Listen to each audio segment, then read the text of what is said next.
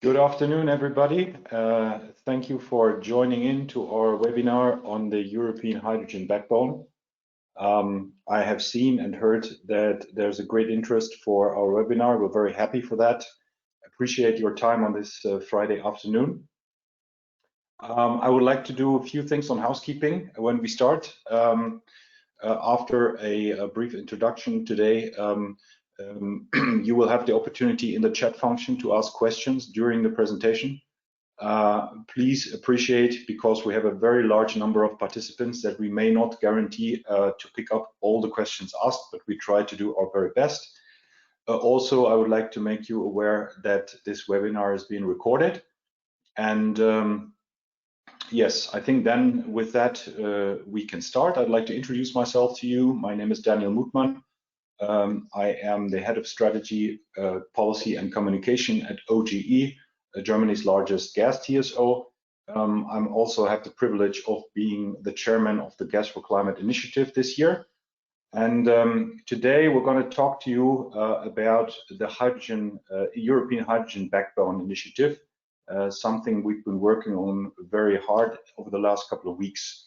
If I say we, I'm talking about 11 European gas infrastructure companies, most of which are members to Gas for Climate initiative. And before we start, I would like to just mention to you who they are, who with me joined on making this possible and presenting the report that we are presenting today. That is Enagas from Spain, Energinet from Denmark, Fluxus Belgium, Gasunie Netherlands, GRT Gas in France, Net4Gas in Czech Republic, OGE represented by myself, Ontras also from Germany, Snam from Italy, Swedegas from Sweden, and Terega also France. Maybe a couple of words before we start. Why are we talking about a European hydrogen backbone today? What was our motivation? What you will hear today is about a vision paper that we've worked on over the past couple of weeks. And as leading infrastructure providers, we have explored the possibilities of a dedicated hydrogen infrastructure, which we see evolving over the coming years to become a pan-European enabler for a secure, competitive, and reliable hydrogen supply as a basis for establishing hydrogen as a key energy carrier alongside renewable power, so that we can see a successful transformation of our energy system. Why are we investing time in this and doing this effort right now? Well, you're all aware the EU Commission has recently released the European Hydrogen Strategy. As Gas for Climate, we have in the past months and also last year published pathway studies that are showing how we would get from today to a 2050 decarbonized energy system. And in all of these efforts, hydrogen played a big role. And as you see when you are reading what is going on all over Europe, especially, but also in other parts of the world, hydrogen is a very hot topic at the moment. But we observe that currently many or most activities are rather regional or local, project-based.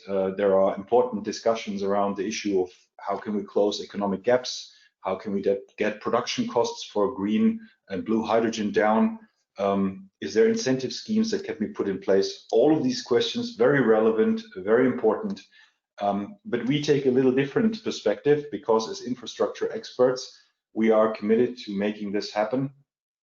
And our value is that we are thinking in a connected systems. We are thinking in integrated planning approaches, which we are doing right now in natural gas. We are, of course, also familiar with transporting very large amounts of energy through pipelines. Thinking longer term, also having security of supply in our minds. And yes, of course, we are operating today extensive pipeline networks, and you may have followed that a very important part of the debate is how can we get energy transformation going at the lowest possible societal costs. And therefore, the repurposing of existing infrastructure is a key aspect. So what did we do? We had a couple of guiding questions. How can we connect sources and sinks within Europe? We think there is actually quite a substantial hydrogen production potential within Europe to get the market going. How could such an evolution look like? are the technical challenges and how would we overcome them, and what would it all cost as an initial indication. This is all what we're going to present to you today. It is an initial assessment. There is, of course, necessity for further discussions, more stakeholder involvement, and also an open offer for others to join into the debate to make this a reality. So what we'd like to do in the next half hour or so is I would like to ask Guidehouse, a consultant that helped us in coordinating and putting together the work results of all the TSO cooperating here, to present us to the findings.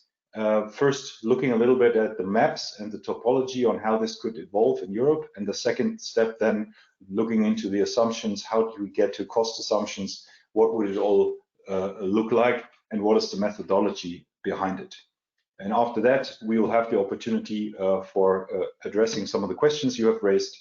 So that's basically the framework. All in all, for us and also for me personally, it's very important that we want to bring across to you that large-scale transport of hydrogen cross-border in dedicated transportation systems is tangible, is possible. To a large degree, it can actually be done in existing infrastructure. And what you will see, and that was very important for us when we dug into this, let's do our homework. Can we actually do this at competitive costs? Because ultimately, nobody wants prohibitively expensive solutions. So with that, I'd like to pass on to my colleagues, and if please Dan can take over from Navigant and sort of guide us into the first map. Dan, thank you. Thank you, Daniel. Yeah, my name is Dan Peters, director at Guidehouse, and I would like to guide you through the topology before handing over to colleague Kees van der Leun. We do not have, I have to say, there's a team of Guidehouse that supported this, and I do want to mention Anthony Wang, who has been very important in this effort. The map that you see on this slide, the European Hydrogen Backbone map, what I will do is I'll present to you, this is the 2040 map. What I will do in a minute is I'll present to you the 2030, the 2035, and the 2040 map. What we have created, or what the gas infrastructure companies have created, is indeed a dedicated transport infrastructure that will gradually evolve. It requires starting already in the 2020s, gradually maturing and growing into a mature hydrogen backbone in the 2040.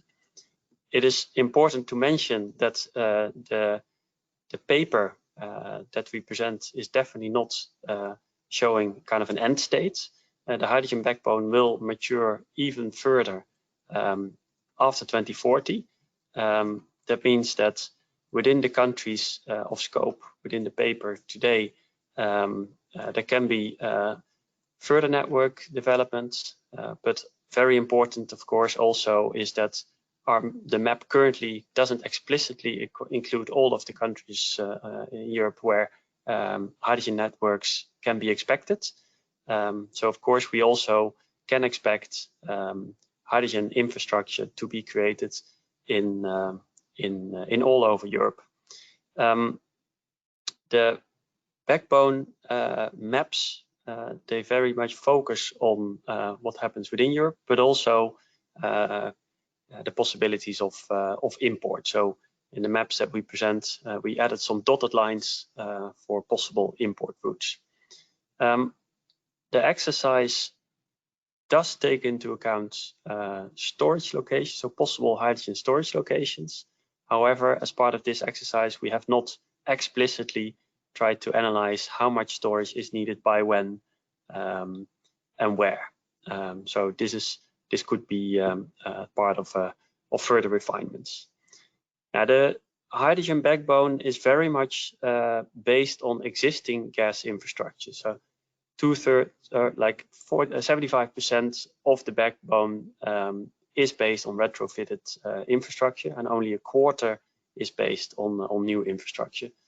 This mainly retrofitted infrastructure has a variety of pipelines covered. So the existing gas infrastructure is very diverse in terms of pipelines. Some gas pipelines are relatively small dimensioned, maybe 20-inch pipelines, going all the way to 36 to 48 and even larger pipelines. So the hydrogen backbone does reflect this diversity in pipelines. And the large scale pipelines, like the 36 to 48-inch pipelines, could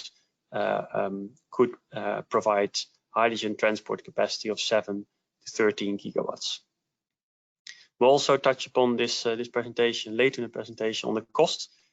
Just to put the overall number here, creating 23,000 kilometers of pipeline in 2040 would have a cost of 27 to 64 billion. There's all kinds of assumptions behind that, and we'll come there in a minute. Per unit of hydrogen, this allows for very affordable hydrogen. So related to the total scale up of hydrogen, this transport cost is very moderate. Now, maybe a word on how we created this the map. So we took into account existing topology of existing gas infrastructure. We also took into account expected developments in terms of supply demands. We looked also at how the network is currently used, to what extent there are long-term transmission contracts. So taking all of that together, of course, all of the gas infrastructure companies, some of them had plans in place already. All of that together led to our maps. I have to also say that what we didn't do is kind of a full optimization. So we didn't do, so what you see here is an offer from gas infrastructure companies on how the future network may evolve. Of course, in the end, the way hydrogen supply and demand will develop will very much influence also the final topology of the network. Next slide, please.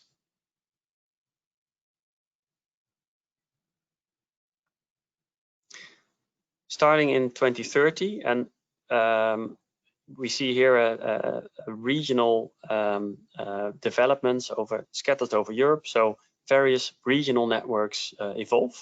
They evolve already during the mid to end 2020s. What we see is that industrial clusters, hydrogen valleys get connected, but also developments related to hydrogen use in other sectors, leading to regional initial hydrogen backbones. We see a relatively large backbone in the Netherlands, Germany, Belgium, north of France, partly made possible by the availability of L-gas pipelines. We see developments in Denmark, driven by large expected developments in offshore wind. We see developments in south of France, in southern Italy, and in Spain, all kind of driven by large expected supply and demand of hydrogen, including in industrial clusters. Next slide, please. So by 2035, the network will significantly grow. In 2030, the backbone will have a length of 6,800 kilometers. By 2035, there are significant additions. So where we start to see different regional networks to be connected with each other. So some notable differences between the 2030 and the 2035 are the interconnection between Denmark and Germany. You'll see a line connecting the two regional networks in the north and in the south of France. We see the backbone in Italy moving up north towards the Po Valley. And we see in Germany and in Spain large developments in expanding the network. And we see also above north of Stockholm, we see a regional network emerging. So already increased connectivities. Next slide, please.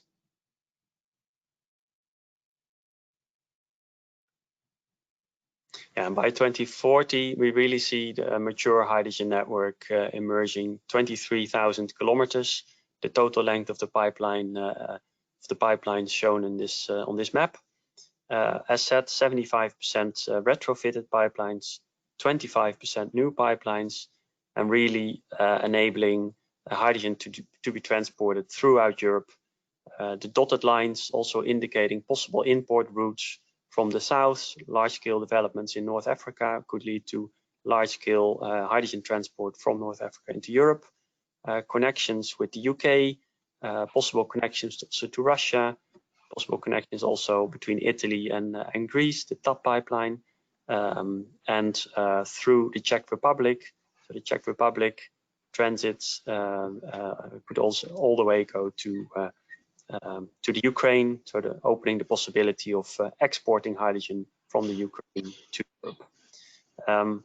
So here the backbone, as said, is not finished in any way, but it does enable really the long distance transport throughout Europe of hydrogen and large scale imports as a critical milestone, not as an end result, because as said, the backbone will continue to evolve also after 2040.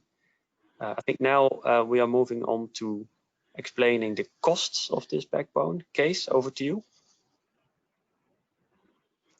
Thank you, Dan. Indeed, another aspect what would such a European hydrogen backbone cost. And first of all, the observation also from the work that we did with the TSOs, that this is very much a matter of system design and optimization. If you get that right, then we can create a first mover facilitating backbone at affordable cost. So on the left-hand side of this slide, you see what it takes. It's not just the design capacity of a grid is not just a given. It's influenced by many factors which you can optimize, like the pipeline parameters, the compressor parameters, but also trade-offs between capital expenditure and operation and maintenance cost, including the electricity to drive the compressors. And finally, of course, also the pressure requirements that your demand side would have, the delivery pressure. What we found while doing this work is that maximizing flow capacity is not optimal. If you put hydrogen in a pipeline, it has a lower energy density, but due to its capacity, its properties, it can flow at an energy capacity that's only 20% less than the energy capacity when the pipeline is used for natural gas. And that's why previous analyses often recommended operating such pipelines for hydrogen at up to 80% of their previous capacity, or about 17 gigawatts for a 48-inch pipeline. That's at lower heating value for the technical experts among you, and 9 gigawatts for 36-inch pipelines. But to maximize the value of retrofitted natural gas pipelines, the analyses by gas TSOs, and they're exploratory, a lot more work needs to be done, show that's actually more attractive to operate them at a somewhat lower capacity. For example, as we've now assumed here, 13 gigawatts for that 48-inch pipeline and 7 gigawatts for the 36-inch. And that saves a lot on compressor capacity and the electricity that you need to make the hydrogen flow through the pipelines. It's not linear. And in effect, the whole opportunity to repurpose existing pipelines and to start at a modest flow level with modest compression makes it possible to create a first mover facilitating backbone to resolve the chicken and egg problem that projects on the hydrogen supply and demand side have when looking for customers, and that the infrastructure has when looking for users. It can be a relatively modest cost startup. Next slide, please. And good to note that you can ask questions in the Q&A module. If you click open the little menu on top right, then you find the opportunity to ask questions. There are already questions streaming in. We can't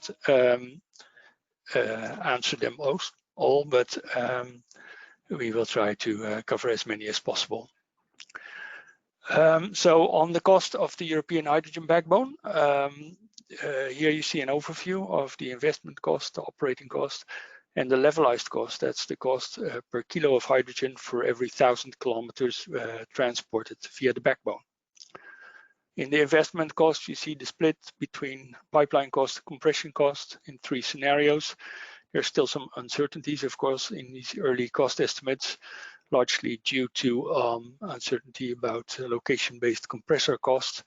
But to take the medium column there, that'd be 23 billion for this 2040 network. In pipelines, 17 billion in compression, roughly a 60-40 split for a total investment of 40 billion, which of course would be amortized over many decades. Then the operating cost, operation and maintenance, excluding electricity, roughly 1 billion, electricity another billion, so that makes for 2 billion per year.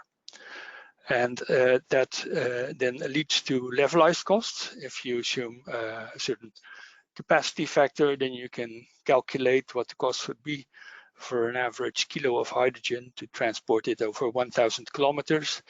There's 3 lines there. What would it be for new pipelines? What for retrofitted? But the important line there is the lowest line, because we find that for this grid, 25% of the pipelines would be new, 75% retrofitted, and that in the medium scenario, we would end up with 13 cents per kilo of hydrogen for 1,000 kilometers of transport. And that's lower than previous estimates, partially thanks to the initial optimization that we've been able to do, that the TSOs have been able to do in this study. At that moderate transport volume of 13 gigawatts, which still is a lot of energy, as you will appreciate, the initial analysis suggests that we would need 190 to 330 megawatts, electric megawatts of compressor capacity for every 1,000 kilometers. And their electricity use would translate to roughly 2% of the hydrogen that is being transported through the pipeline for 1,000 kilometers, and that's already quite a long distance. And one thing that we know for sure, there's more scope for cost optimization. This is just an indication that such optimization can lead to better results in cost terms, but we think there's more to be explored here. Next slide, please.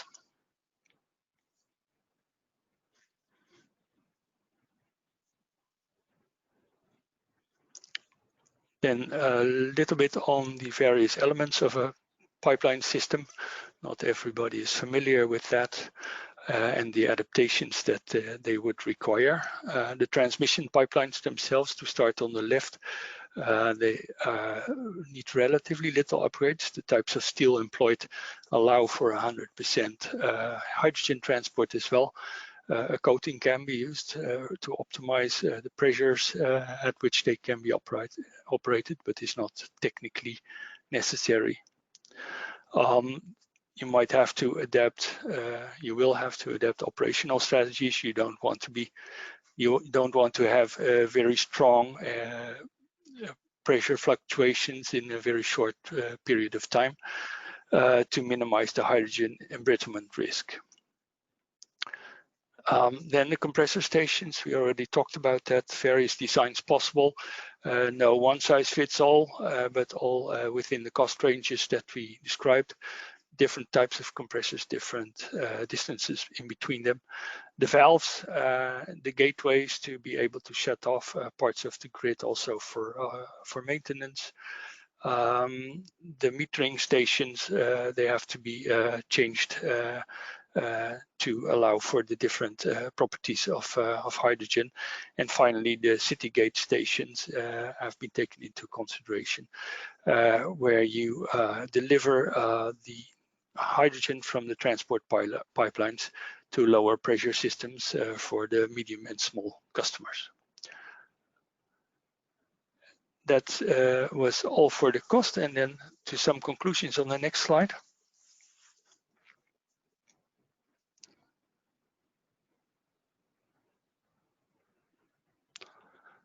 So our conclusion is that a European hydrogen backbone, as proposed here by the 11 TSOs, can pave the way to large-scale competitive hydrogen for the European market. It can open up this whole development. We can think of a pan-European hydrogen backbone, of which the core is here already described, starting with something like 7,000 kilometers by 2030 in the 10 countries studied here, and growing to 23,000 kilometers by 2040, 75% converted natural gas pipelines, 25% new pipeline stretches to connect these converted stretches and to make the backbone complete. It can be done at an affordable cost.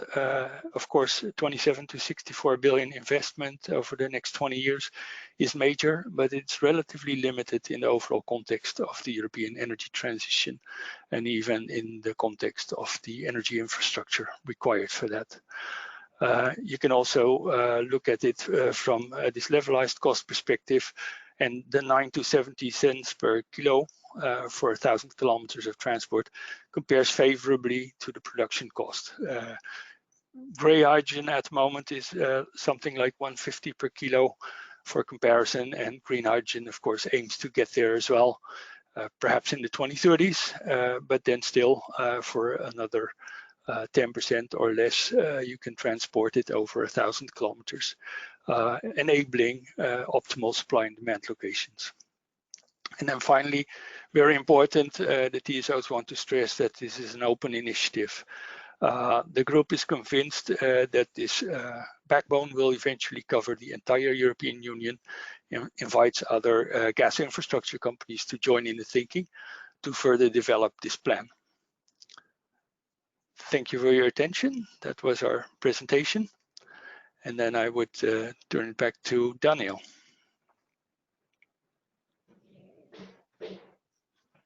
Yes, thank you very much, Dan. Thank you very much, Kees. Just a few concluding remarks, and then we can open up for your questions, comments.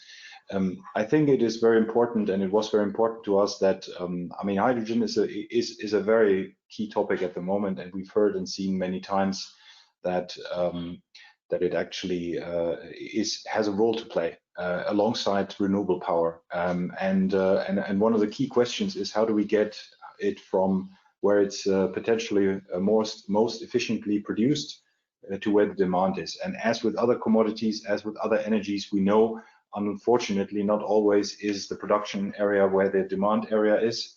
And that's why sort of we saw it as kind of like a missing link, that what is being concepts that have been discussed, whether it's actually possible to make that infrastructure available, and also so that it's technically feasible, and also that it works from the perspective of that it is really competitive. And the cost areas that you've seen here, we know it's all first indications, but we had experts looking into this on the technical side. We've done some simulations of networks.